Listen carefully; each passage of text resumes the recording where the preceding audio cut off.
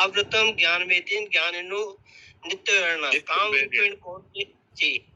तो ये वाला श्लोक है, तो इसके साथ में नष्टो मोह है स्मृति लब्धा, विवेक, बुद्धि और अंतःकरण जी। तो इनको लेके थोड़ा सा हमारी ज्ञान चक्षु खोले तो बहुत ही अच्छा रहेगा। आवृतम ज्ञान में ज्ञानिनो नित्य वीरिणा काम रूपेण कुंते दुष्पूरेण निलेन च।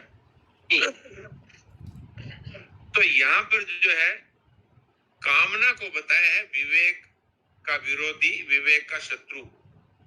तो कामना है ये नित्य वैरी है, अर्थात हर समय ये हमारे लिए बाधा उत्पन्न करने वाला है।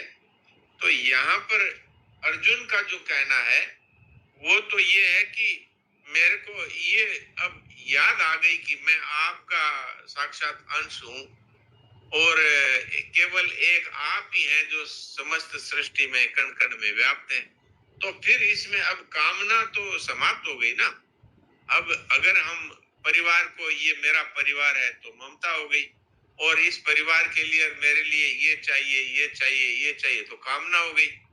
और इन सब के लिए मैं क्या करूं और कैसे करूं, तो ये अपने अहम को दृढ़ करना हो गया। तो यहाँ पर तो उसको स्मृति मिल गई का तात्पर्य है वो अज्ञान नष्ट हो गया। अज्ञान तो मैं, मेरा और मैं, यही तो अज्ञान है। मैं, मेरा और मुझे कुछ चाहिए, यही तो अज्ञान है। तो नष्ट हो जी, वो अज्ञान निवृत्त हो गया। कामना तो अब रही नहीं, कोई कामना नहीं है, तो फिर यहाँ पर विवेक का भी कोई महत्व नहीं रहता। ये विवेक तो है वो ज्ञान के रूप में परिणित हो जाता है। पहले विवेक का अर्थ होता है ये गलत है और ये सही है, इसका नाम है विवेक। यानी गलत और सही के बीच में निर्णय देना है, ये विवेक का काम है। अब जो असत संसार था उसका तो अभाव ही हो गया, केवल अपना स्वरूप ही रह गया अथवा परमात्मा ही रह गए। तो इसलिए अब उस विवेक ही है वो ज्ञान के रूप में परिणित हो गया, तो अज्ञान नष्ट हो गया। जी धन्यवाद सर। हाँ जी जी, प्रणाम।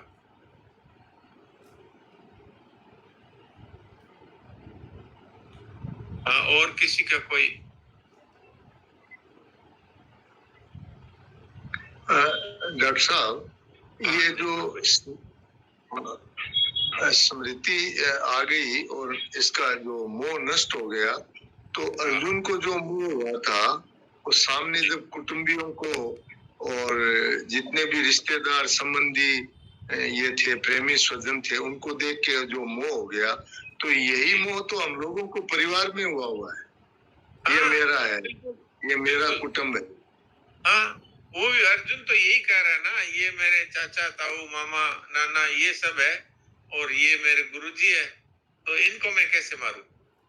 तो यहाँ पर उसकी दृष्टि आ गई शरीर पर, और स्वयं भी शरीर बना हुआ है, इसलिए ये सब बोल रहा है। अब उसको याद आ गई कि शरीर तो मैं हूं ही नहीं, और ये जितने भी हैं सब के सब ये तो नष्ट होने वाले हैं वैसे भी, तो मुझे अपने कर्तव्य पालन से क्यों हटना चाहिए?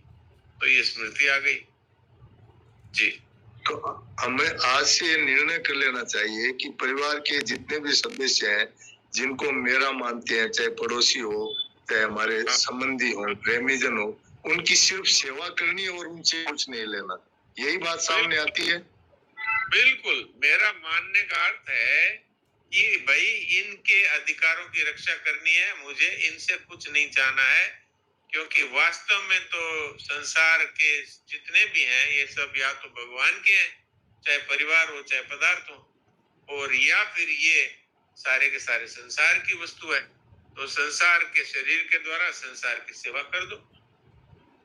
मेरा मानने का मतलब तो सिर्फ रोना है, इसके सिवा कुछ नहीं। क्यों? मेरा मानने से ये रहेंगे नहीं, इनकार हमारा वियोग तो निश्चित है, और निश्चित क्या है, प्रति क्षण ही हो रहा है। तो इसलिए अगर ये बात स्वीकार कर लें कि मेरा कुछ नहीं है, मुझे कुछ नहीं चाहिए, तो फिर मैं कुछ नहीं, इसका अनुभव होकर के अपने स्वरूप की प्राप्ति हो जाएगी, अथवा भगवान का प्रेम प्राप्त हो जाएगा। जी, बिल्कुल ठीक कहा आपने। बहुत बढ़िया। तो ये मुख्य बात तो यही है, हमारा जो आज साधक संजीवनी पढ़े, गीता पढ़े, कि हम हमारा दुखों का जीवन से अत्यंत अभाव हो जाए, हमारा जीवन सुख में रहे, यही तो हर व्यक्ति चाहता है। और और इसका समाधान यही है कि इनको अपना न माने और सब चीज सेवा के रूप में ही करते रहे और बदले में कुछ न चाहे। बिल्कुल। और जब तक अपना मानते रहेंगे दुख से कभी छूट सकते नहीं। दुख भय चिंता सारे के सारे होंगे, ये अपना मानने से तो है सारे। हाँ, और भी कोई भाई बहन का कोई महाराज जी तो एकांत में हम लोगों को बहुत कल्दी बात कर देते थे, और ये कह देते हैं कि सारे के सारे एक साथ मर जाएं परिवार के लोग, तो अपना क्या गया इसमें? ये पूरा शरीर अभी का भी अगर यमदेव आकर के कहें कि ये मैं ले जा रहा हूँ, तो अपना क्या गया? अपना तो स्वरूप सदा रहने वाला है, अमर है हम तो। इस तरह से बहुत कल्दी बात कहते थे। सब के सब एक साथ मर जाएं तो अपने क्या असर पड़ा? जी प्रणाम। प्रणाम। आप पूछिए। थोड़ा सा पर्सनल है, पूछ सकता हूँ? जरूर, हाँ जरूर पूछिए। जी धन्यवाद। डॉक्टर साहब, लगभग 10 वर्षों से गीता भवन और स्वामी जी से जुड़ा हुआ हूँ। स्वामी जी दर्शन तो नहीं हो पाए, पर किसी सत्संगी जी ने जैसे गर्दन पकड़ के लेके जाते हैं वैसे लेके गए और जी जोड़ा, और बहुत अच्छा लगा। और कर्म की जो मेरी गति थी वो शास्त्र के थोड़ा विरुद्ध थी, उसी को मैं लगभग 2 वर्षों से त्याग दिया और अब एक छोटी सी दुकान करता हूँ। लगभग 3-4 वर्ष पहले थोड़ा विपरीत परिस्थिति आई, और जैसे वो कलकत्ता वाला आपने प्रवचन बताया ना, बंद कमरे में एक बार पुकार करनी है। हाँ जी। तो 3-4 वर्ष पहले पुकार की थी जरूर, और बहुत पीड़ा में पुकार की थी, और उसके बाद कृपा हुई है क्या हुआ है मेरे को नहीं पता, लेकिन डॉक्टर साहब मेरा विचार बुद्धि शून्य हो चुका है, इच्छाएं सभी मर चुकी है, कुछ भी करने की इच्छा भी नहीं करती। अब लोग पागल सा बोल रहे हैं, मतलब ये पागल हो गया, या कुछ समझ में नहीं आ रहा अभी वो क्या रहा है, या कुछ क्या करना चाहिए मुझे? हाँ, इसमें आपको ये सुधार करना चाहिए, कुछ भी करने की इच्छा नहीं है, इसको छोड़ देना चाहिए। सबकी सेवा का भाव होना चाहिए। परिवार से शुरू कर दीजिए, सबकी सेवा करना और किसी से कुछ न चाहना। परिवार की सेवा करिए, समाज की सेवा करिए। और आपका निर्वाह किस चीज से हो रहा है? अभी क्या कमाई है आपको? जी मैं हलवाई का काम करता हूँ, तो खाना बनाने जा रहे हैं। हाँ, तो अपना कार्य अच्छी तरह से करिए और इस दृष्टि से करिए कि सबको शुद्ध और बढ़िया चीज दी जाए और सही तौल में सही भाव में दी जाए। उनको भी, ग्राहकों को भी ये समझिए कि भाई ये सब भगवत स्वरूप है, इसलिए इन सब की सेवा की जाए। आपने कह दिया सब प्रकार की इच्छाएं समाप्त हो गई, तो अपने बदले में कुछ भी नहीं चाहना है और सब प्रकार की इच्छाओं का त्याग करना है, लेकिन सेवा का त्याग नहीं करना है। परिवार की भी सेवा करनी है, ग्राहकों की सेवा करनी है, और सबकी सेवा में लगे रहे और बदले में कुछ न चाहें। बस फिर सारा काम हो गया, मनुष्य जीवन की सफलता हो जाएगी अपने आप। जी डॉक्टर साहब, सेवा का परिवार पूरा कर ही रहा है, और जैसे बड़ी बड़ी संस्थाओं से जुड़े हुए हैं और उनमें जैसे सेवा पूरी कर रहा हूँ जी, और भाव भी है, लेकिन जो विचार है ना, विचारों का आना जाना समय का रुक गया, और मतलब किसी प्रकार की कोई इच्छा नहीं, मतलब किसी प्रकार की भी नहीं। बहुत अच्छा है, बहुत अच्छा है। इच्छा नहीं रखना किसी प्रकार की और सबकी सेवा करना, बस ये जीवन का लक्ष्य हो जाए तो भगवान की कृपा से भगवत प्राप्ति स्वतः हो जाती है और मरने से पहले हो जाती है। जी जी, बहुत बहुत धन्यवाद जी। राम राम।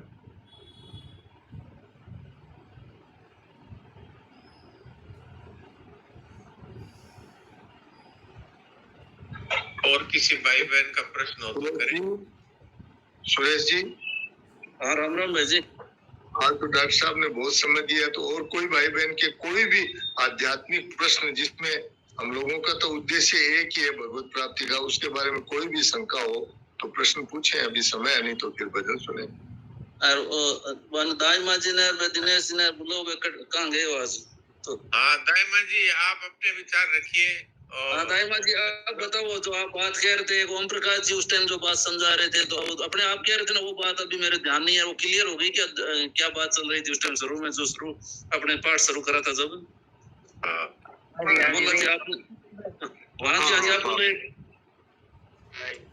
प्रणाम डॉक्टर साहब, प्रणाम। हाँ डॉक्टर साहब प्रणाम प्रणाम। प्रणाम। दाएबा जी पहले आप बोलिए, बाद में हाँ, तपड़िया जी 2 मिनट रुकिए, दाइमा जी का प्रश्न हो जाता है। बोलिए। नहीं दाइमा जी आप रुक जाओ, उनको तापड़िया जी को दिखाई नहीं देता, उन्होंने रिक्वेस्ट करके किसी से बुलवाया है, फिर ठीक है, पहले उनको।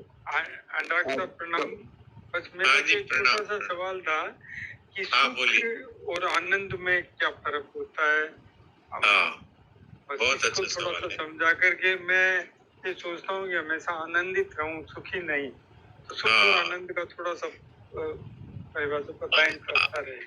हाँ, बिल्कुल बिल्कुल। देखिए, सुख है वो आता है और चला जाता है।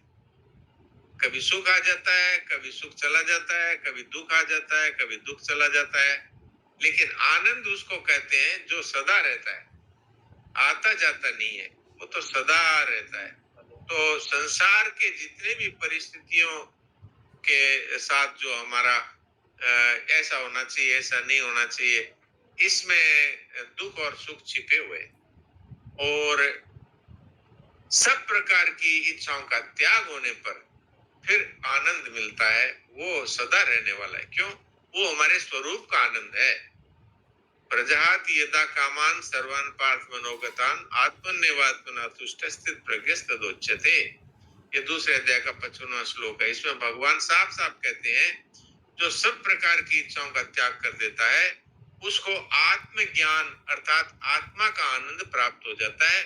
जिस क्षण समस्त कामनाओं का त्याग करता है उसी क्षण कोई साधन, कोई तप, कोई जप, कोई अभ्यास, कोई पूजा, कोई पाठ भगवान ने नहीं बताया, केवल सब प्रकार की इच्छाओं का त्याग। तो सब प्रकार की इच्छाओं का त्याग कर देगा तो उसको तत्कालिक आनंद की प्राप्ति हो जाएगी और वो सदा रहने वाला आनंद होता है। वो कभी मिट जाए कभी हो जाए ऐसा नहीं होता। अब इसके अंदर दो बातें अपने आप आ जाती है, फिर वो मेरा कुछ नहीं है ये स्वतः ही आ जाता है जब कामनाओं का त्याग हो जाता है तो, और मैं कुछ नहीं हूं ये भी स्वतः हो जाता है। तो इसलिए आप तो एक बात पकड़ लीजिए और यह तीनों कि भाई मेरा कुछ नहीं है, मुझे कुछ नहीं चाहिए, तो फिर स्वतः ही आपको आनंद का अनुभव होएगा। तब फिर मैं कुछ नहीं का अनुभव हो जाएगा, यानी अहंता मिट गई, ममता मिट गई और कामना मिट गई। तब इस वास्तविक आनंद का अनुभव होता है। जी बहुत बहुत धन्यवाद, बहुत बहुत धन्यवाद। डॉक्टर साहब ये आनंद की सुख की बात आ गई तो अभी 10-15 दिन पहले स्वामी जी महाराज का प्रवचन था गीता भवन में, सुबह के प्रवचन में। तो मेरे साथी थे चिमन राम जी, आप तो जानते हैं, आपने देखा ही होगा चिमन राम जी को। जी, चिमन राम जी की बात करते थे स्वामी जी महाराज हमेशा। हाँ, तो चिमन राम जी ने एक दिन कहा कि स्वामी जी महाराज मेरे को तो गंगा सिंह जी महाराज से भी बेसी आनंद प्राप्त हो रहा है। हाँ, तो स्वामी जी ने कहा कि तुम्हारे पास 2 लंगोटी तो है क्या? बोले नहीं महाराज जी, लंगोटी तो एक ही है, उसी को धोखे पहन लेता हूँ। तो स्वामी जी ने कहा कि ऐसे आनंद में संत रहते हैं, लंगोटी 2 नहीं है, एक ही है, और ये आनंद, तो ये आनंद उनका स्वरूप का आनंद है। हाँ, ये स्वरूप का आनंद है। क्यों? मेरा कुछ नहीं, मुझे कुछ नहीं चाहिए। अब लंगोटी भी 2 नहीं चाहिए, वो एक ही धो लेते हैं और उसको जंगल में सुखा देते हैं और जंगल में ही थोड़ी देर तक नंगे ही बैठे रहते हैं और जब वो सूख जाती है तो फिर पहन लेते हैं। तो संग्रह का त्याग ये है। दाइमा जी पूछिए, दाइमा जी बताइए। हाँ जी, प्रणाम प्रणाम डॉक्टर साहब, प्रणाम सबको प्रणाम। डॉक्टर साहब, एक तो हम दोपहर में भी वो डिस्कस कर रहे थे, ये जो अभी जैसे इसके आनंद की बात आई, ये सुख की बात आई, तो ये जो 6.23 जो श्लोक है, तम विद्या दुख संयोग है वियोगम योग संगीतम सनिश्चयन तो इसमें जो ये जिसमें दुखों के संयोग का ही वियोग है उसी को योग नाम से जानना चाहिए। तो गीता में क्या है, योग की 2 परिभाषा दी है, एक तो समत्वम योग उच्यते और एक यहाँ पर ये बोले कि ये दुखों के संयोग का वियोग ही योग है। यहाँ क्या तो संसार में दुख और सुख दोनों होते हैं, तो संसार का नाम ही संसार ही दुख संयोग है, सुखालय। तो ये बिल्कुल। दुख के संयोग का नाम वियोग है। हाँ, वियोग होते ही फिर क्या परमात्मा से योग हो जाता है? और क्या, ये तो वास्तव में तो परमात्मा ही है, लेकिन हमने इसको संसार समझ के इसकी ममता कामना कर ली, तो ये दुख संयोग हो गया। तो इस दुख संयोग का वियोग होते ही परमात्मा प्रकट हो जाते हैं। अच्छा, दुख संयोग संसार का ही नाम है दुख संयोग। संसार का ही नाम है, दुखालय शाश्वतम। तो इस दुख के संयोग का नाम जो है वही दुख है, दुख संयोग वियोगम। इस अगर संसार से हमारा संबंध टूट जाए, वियोग का अर्थ यही है, इसकी ममता कामना और अहंता का त्याग हो जाए, तो बस फिर वो योग स्वतः ही हो जाएगा, परमात्मा प्रकट हो जाएंगे, योग प्रकट हो जाएगा। जी, आपने बिल्कुल ठीक कहा। हाँ, और दूसरा इसमें जैसे व्याख्या में भी कहा है कि संयोग तथा वियोग का विभाग अलग और योग का विभाग अलग है। शरीर संसार के संयोग का वियोग तो अवश्यंभावी है। हाँ, पर परमात्मा के योग का कभी वियोग होता ही नहीं, कभी होता ही नहीं, होना संभव ही नहीं। कारण कि संसार कभी हमारे साथ रहते ही नहीं और परमात्मा कभी हमारा साथ छोड़ते ही नहीं। तो परमात्मा का योग सभी साधनों का साध्य है, ये व्याख्या बताया तो बहुत क्लियर हो गया। डाउट था, बहुत ठीक है, बहुत ठीक है। क्योंकि वास्तव में तो संसार के साथ संबंध माना है, तभी जीवन में दुख है, नहीं तो यार दुख का काम ही क्या है। हमने दुख के साथ ही संयोग कर लिया। अब दुख संयोग वियोगम, जब संसार से संबंध तोड़ने का सीधा सीधा तात्पर्य मेरा कुछ नहीं, मुझे कुछ नहीं चाहिए, तो फिर मैं कुछ नहीं का अनुभव हो जाएगा, तो एक तत्व ही रह जाएगा। वो तो प्रकट होता है ना तत्व, तो पहले से कोई नई चीज तो लानी नहीं है। जो ढक गया था अज्ञाने नावृतम ज्ञानम तेन मुह्यन्ति जन्तवः, ये अज्ञान है, इससे आवृत हो गया वो ज्ञान। तो क्या अज्ञान है कि मेरा है, मुझे चाहिए, यही अज्ञान है। तो ये दुख संयोग का वियोग होते ही फिर जो योग है वो स्वतः प्रकट हो जाता है। जी, और योग का नाम ही परमात्मा है, योग ही परमात्मा।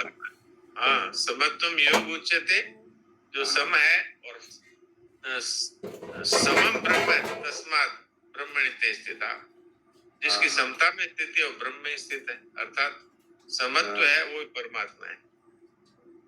डॉक्टर साहब देखिए, सारे श्लोक एक दूसरे से एकदम इंटरकनेक्टेड है। और मैं एक बात बोलता हूँ, ये जैसे अभी हम जो डिस्कस कर रहे थे वासुदेव सर्वम, तो ये सर्वम नाम जगत का है, तो जगत भी सर्वम है। सर्वम नाम जगत का है, जगत है ही नहीं, जगत केवल जीव की दृष्टि में है। यही एकदम धारियते, इस जीव ने ही इसको अपना को पकड़ करके जगत धारण कर लिया है। जीव ने जगत धारण किया, इसीलिए जीव हो गया, ये जीव हो गया, नहीं तो ये तो परमात्मा का साक्षात अंश है और बिल्कुल राजा का बेटा है। तो हम सभी राजा का। संत में और अल्पात्मा और महात्मा में क्या फर्क है? अल्पात्मा है वो भगवान में संसार को देख रहा है, और महात्मा है वो संसार है ही नहीं, परमात्मा ही देख रहा है। हाँ, महात्मा की दृष्टि में संसार की सत्ता ही नहीं है। हाँ, भगवान भी कहते हैं कि वासुदेव सर्वम, सब मैं ही हूँ। तो संसार ही नहीं, संसार तो केवल जीव ने ही पकड़ा है। तो ये बहुत प्रणाम डॉक्टर साहब। प्रणाम। मेरा एक प्रश्न है कि ये सप्तऋषि कौन से होते हैं मनवंतर के हिसाब से? एक मिनट, बाकी सब बंद कर दो, एक बार पूछ रही है उनको, जैसे पूछना तो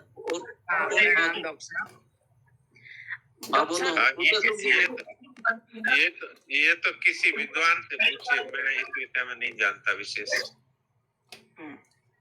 कोई विद्वान शास्त्र का जानकार हो उससे। हाँ, तो ये प्रार्थना जी, आप पूछो, क्या पूछ रहे थे? सप्तऋषियों के नाम पूछना चाहती हूँ, क्योंकि अपने अध्याय में आए ये वशिष्ठ, कश्यप, अत्रि, हमने गौतम, विश्वामित्र कहलाते हैं, या मरीचि, आत्रि, अंगिरा, पुलक, केतु, वशिष्ठ और पुलह। कौन से ऋषि, सप्त ऋषियों में किसको नाम दिया जाएगा? ये मुझे नहीं मालूम। अपने थोड़ा कल्याण संबंधी सत्संग की बात कोई साधन संबंधी बात करनी हो, जीवन संबंधी बात करनी हो, तो ये अपने कहाँ रुकावट आ रही, इतनी बढ़िया बढ़िया बातें हो रही है, अपने समस्या कहाँ आ रही है, क्यों नहीं अभी तक काम हो रहा है, कहाँ अटका हुआ है, वो बातें पूछो ना, क्या इनसे अपने मिलना है? तपस्वी जानने से कोई मुक्ति होनी नहीं है। अपने तो जो जीवन में जो कठिनाइयां आ रही है उसकी बात करिए, और ये तो किसी पंडित से पूछिए जो शास्त्र की जानकार है। और एक ये भी अपने सब नहीं होना चाहिए भाई, अपने पूछो पूछो, इसका मतलब ये टाइम पास करना नहीं है, ये तो अपने भाई समस्या कोई हो ना उसके लिए पूछो पूछो कह रहे हैं। तो कई बार ये हो जाता है, स्वामी जी महाराज कहते थे डॉक्टर साहब के, हाँ भाई पूछो पूछो में हर कोई जैसे ऐसे को पूछने लग जाता है, तो ऐसे नहीं पूछना है। अपने जो चीज जरूरत है, या जो ओम प्रकाश भाई जी आप जैसे वो बात चल रही थी अभी बोल रहे थे। प्रणाम डॉक्टर साहब, मैं कुछ बोलना चाह रही थी। हाँ एक मिनट, ओम प्रकाश जी बोल रहे हैं, ओम प्रकाश जी शर्मा बोलो आप। हाँ डॉक्टर साहब प्रणाम। ये परिशिष्ट भाव में भाई जी पढ़ रहे थे, तो मेरी जो दृष्टि है वो उसमें गई। भाव तो उसमें ये था परिशिष्ट भाव में तीसरी लाइन में कि वास्तव में तत्व की विस्मृति नहीं होती, विमुक्ता होती। फिर आया कि किस तरह तत्व की विस्मृति नहीं होती, इस पर टिप्पणी पढ़ रहे थे, और टिप्पणी में स्वामी जी की जो रिसर्च है शब्दों की, उस पर ध्यान चला गया मेरा। जैसे शादी, एक तो तालब्य से शादी, जो पता नहीं कहाँ से ये तत्सम शब्द तो लगता नहीं है, शादी विवाह कहते हैं, लेकिन यहाँ शादी जो साधारण रूप में भाषा में बोलचाल में लिखित में नहीं आता है, और स्वामी जी ने इसका शादीपना का प्रयोग किया। कि स्वामी जी ने नीचे टिप्पणी में लिखा कि ज्ञान होने पर नयापन कुछ नहीं दिखता, पहले से अज्ञान था अब ज्ञान हो गया, ऐसा नहीं दिखता। ज्ञान होने पर ऐसा अनुभव होता है कि ज्ञान तो सदा से ही था, केवल मेरी दृष्टि उधर नहीं गई।